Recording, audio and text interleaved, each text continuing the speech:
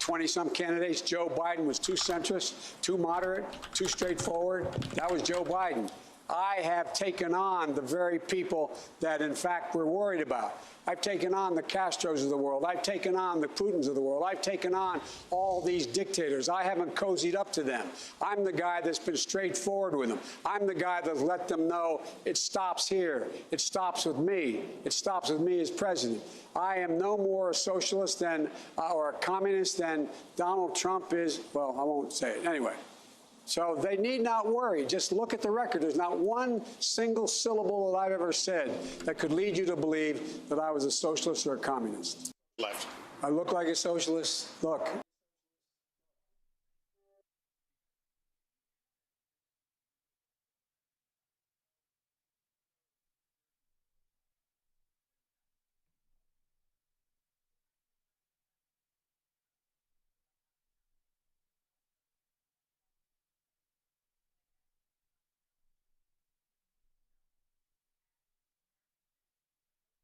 He's truly the worst.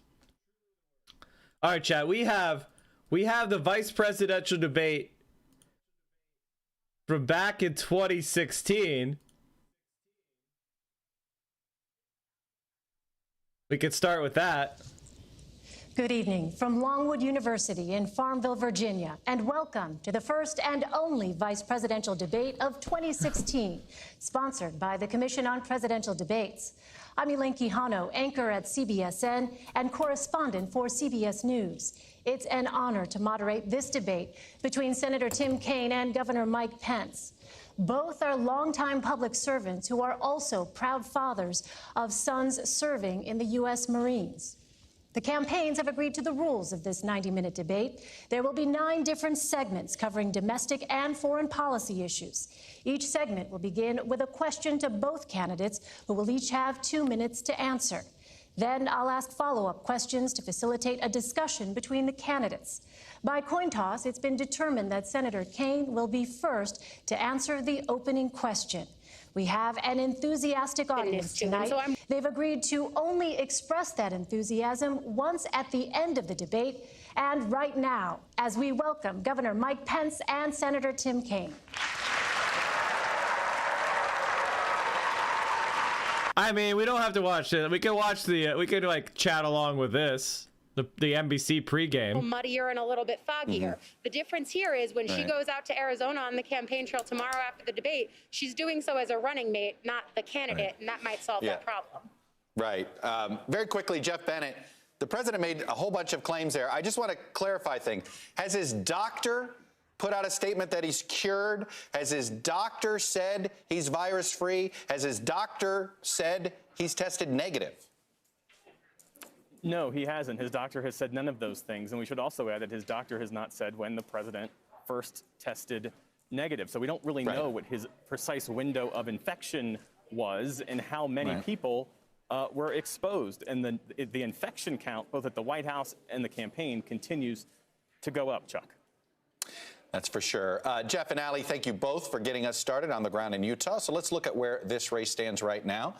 Let me go over to Steve Kornacki at the big board. And Steve, we've been deluged with polls in the last 72 hours. That is clear, that is in our face every day. Just something very... Wait, has everyone seen the newest Trump video?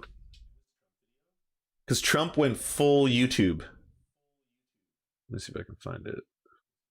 Yeah, holy shit, check this shit out. I think it's around the 151 mark. That's okay.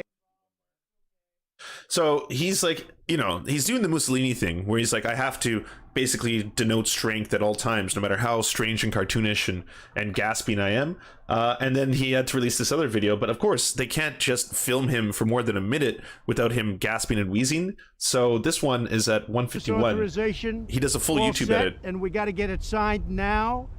And you're going to get better. You're going to get better really fast. This is things that nobody even thought of a few months ago. The job that the scientists, the labs, everybody have done is incredible. Then in addition to that, you have various other drugs. What was that? I mean, he's doing, I know what they're doing. It's this thing. You know, it's like, yeah, and that's why we have the best drugs in the world. They're delicious drugs. They taste like sweet candy, sweet nectar candy. Yes, the president of the United States being normal. This is a normal one. This is just me having a normal day. Totally healthy, nothing to see here. Breathing.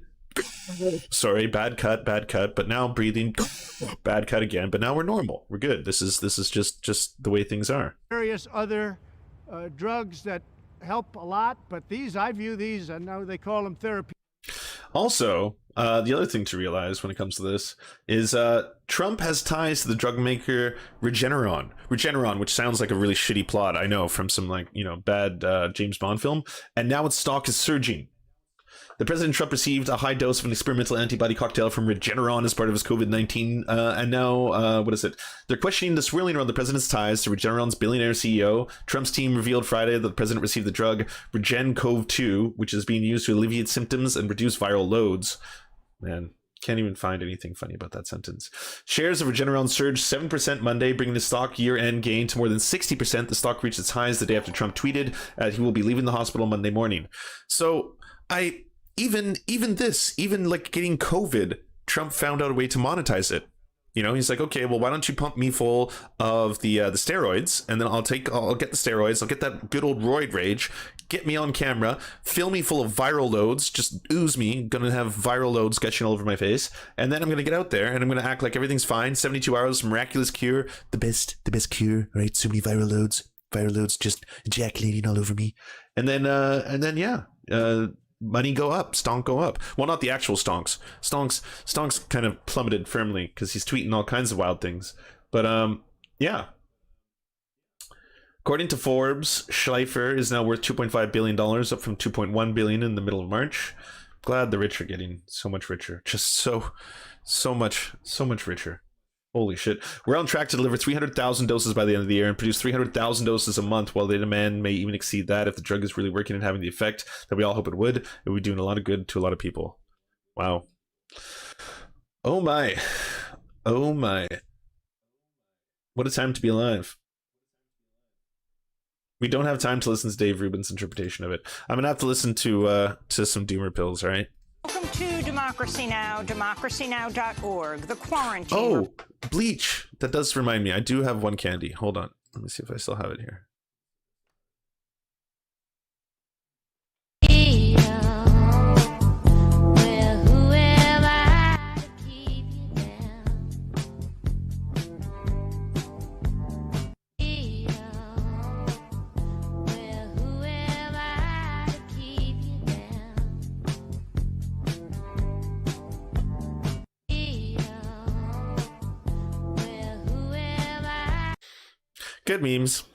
Good memes. Oh, y'all want the link? Here's the link.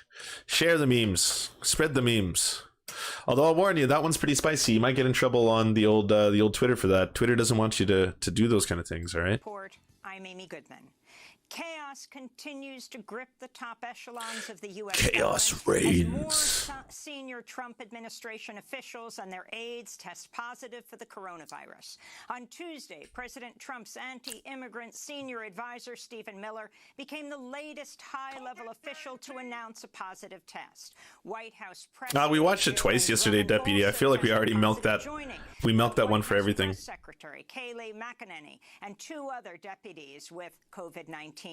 At the Pentagon, all but one member of the Joint Chiefs of Staff are quarantining at home after Admiral Charles Ray of the Coast Guard tested positive for coronavirus. In New Jersey, former Republican Governor Chris Christie remains hospitalized with COVID-19 after he checked himself into Morristown Medical Center. Not only is it the greatest Schadenfreude, Twitter is usable again. Twitter is good again. Twitter's actually, it's a happy app. Like, I've noticed even the other day, there was like these takes that a couple other people had, like they were other, lefties, whatever you want to call them, where I was just like, oh God, I can't wait. I have to respond. But then I was just like, no, I'm not going to waste any of my keyboard, any of my clicks, any of my characters on fighting the left. I'm just going to keep laughing about Stephen Miller. I'm going to make more tweets about Stephen Miller because that's absolutely hilarious. Center Saturday.